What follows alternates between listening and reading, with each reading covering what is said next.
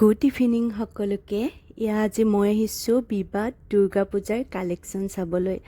আৰু চাওকচোন চেলোৱাৰৰ কালেকশ্যন কেৱল মই ৱাও বুলি ক'ম আৰু আপোনালোকে ক'ব কোনযোৰ ভাল লাগিছে। লগতে লেহেংগা চাৰাৰা সঁচাকৈ ইমান ধুনীয়া ধুনীয়া কালেকশ্যন আনিছে। মোৰ এনেকুৱা লাগিছে যেন গোটেইবোৰে লৈ যাম, কিন্তু মানিটোহে কথা ন। লগতে এযোৰ চেলোৱাৰৰ দাম কমেও ইয়াৰ 4,000ৰ পৰা ষ্টাৰ্টিং হয়, 10,000 12,000 এনেকৈ।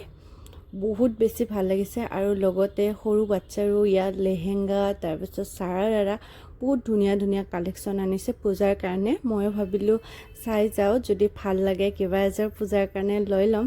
আপোনালোকে কওকচোন কোনযোৰ বেছি ভাল লাগিছে। মোৰ কিন্তু গোটেইবোৰ ভাল লাগিছে। ময়ো অকণমান এণ্ট্ৰি মাৰিছোঁ তাৰ মাজতে, কাৰণ কেৱল কাপোৰ দেখুৱাই থাকিলে নহ'ব নহয়, মোকো অকণমান দেখুৱাই লৈছোঁ। মই এনে গধূলি টাইমত ওলাই আহিছোঁ চাবলৈ, কাৰণ দুৰ্গা পূজাত কিবা নহয় কিবাটো ল'মেই। সেইকাৰণে এতিয়া যদি চাই থৈ দিওঁ ভাল হ'ব, কাৰণ মই এইকেইদিন ঘূৰি আছোঁ ক'ত বেছি ভাল লাগে এযোৰ চেলোৱাৰ ল'ম। আপোনালোকে কৈ দিবচোন কোনযোৰ বেছি ভাল লাগিছে, আৰু আপোনালোকৰ কাৰ কোনজন ভাল লাগিছে কমেণ্টত ক'ব। ল'ৰাবোৰে বাৰু কেনেকৈ ক'ব, তথাপি সিহঁতৰ মানে ৱাইফৰ কাৰণে লগতে গাৰ্লফ্ৰেণ্ডৰ কাৰণে ইয়াতে ল'ব পৰাকৈ বহুতখিনি ধুনীয়া ধুনীয়া কালেকশ্যন আছে। আহি যাব আপোনালোকে। বাই। যদি ভাল লাগে লাইক কমেণ্ট শ্বেয়াৰ কৰি